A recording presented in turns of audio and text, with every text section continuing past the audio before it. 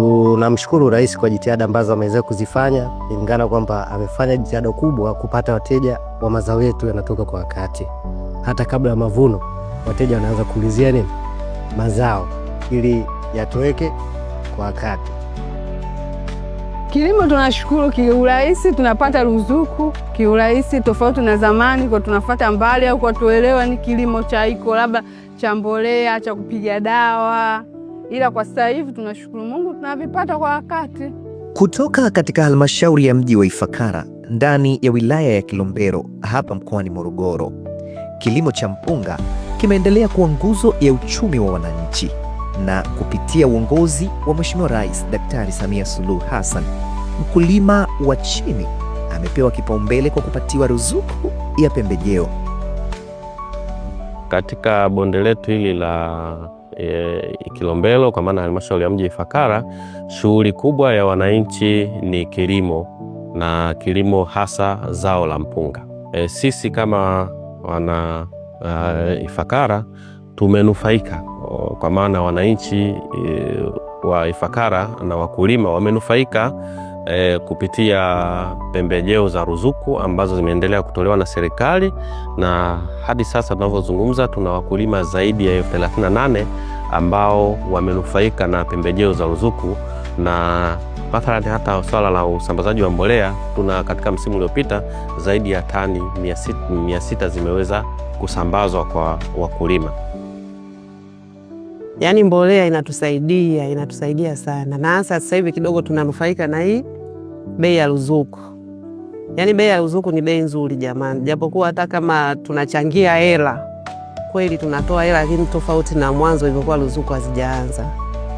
Mwanzo kabla ya ruzuku, yani mbolea kidogo ilikuwa juu, lakini tuliposikia tu ruzuku, jamani mbolea mwende mkasajili, kwa kweli sikufichi mimi mwenyewe nilikuwa namba 1. Kuboreshewa barabara za kusafirishia mazao yake kwa wakati, pamoja na kuimarishiwa upatikanaji wa umeme uliorahisisha uchakataji na uhifadhi wa mpunga. Hatua hizi zinalenga kugeuza jasho la mkulima mdogo kuwa kipato halisi kwa maendeleo ya familia yake na taifa kwa ujumla.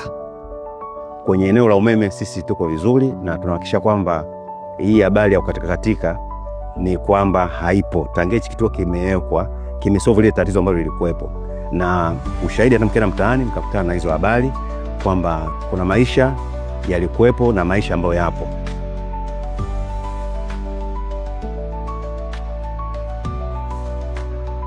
Sasa hivi wawekezaji wamekuja, wamewekeza mashine, tunakoboa mazao yetu vizuri na tunauza kwa gharama nzuri.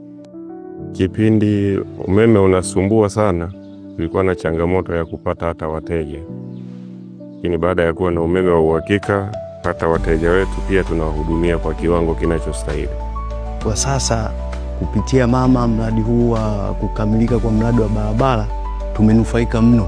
Tumenufaika kwa ajili ya mazao. Kwa sasa tunauza kwa bei nzuri na wateja wanakuja kwa wingi kupitia kivutio kwamba ni barabara imekuwa, miundombinu ni mizuri bwana, na unakuta kabisa wateja, na tunauza sasa hivi, mfano kwa sasa tunauza gunia 270,000, 250,000. Ni bei ambayo kwa awali ilikuwa 100,000, ilikuwa 80,000, kulingana na wateja walikuwa hawapatikani kupitia miundombinu ya barabara.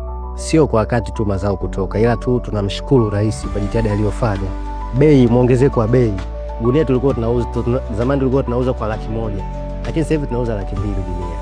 Mheshimiwa Rais umetuheshimisha kulingana na kilimo chetu kinavyotukwamua kupitia uchumi wetu wa chini. Mguso huu wa kipekee ulipofikia wakulima hao wadogo katika mji wa Ifakara